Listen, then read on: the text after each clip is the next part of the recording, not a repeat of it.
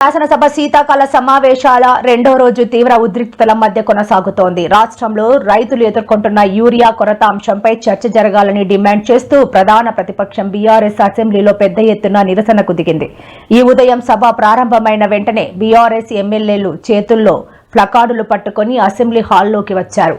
కాంగ్రెస్ వచ్చింది, రైతులను నిండా ముంచింది అంటూ నినాదాలు చేస్తూ ప్రభుత్వంపై వారు తీవ్ర విమర్శలు గుప్పించారు. ఈ పరిణామాలతో శాసనసభలో ప్రభుత్వం ప్రతిపక్షాల మధ్య మాటల యుద్ధం మరింత తీవ్రమైంది.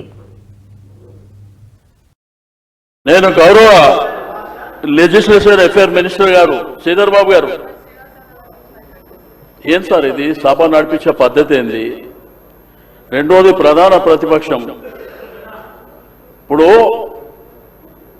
మీరు ఆ క్వశ్చన్ ఆన్సర్ ఇచ్చేటప్పుడు స్పీకర్ గారు గౌరవ సభ్యులకు అందరికీ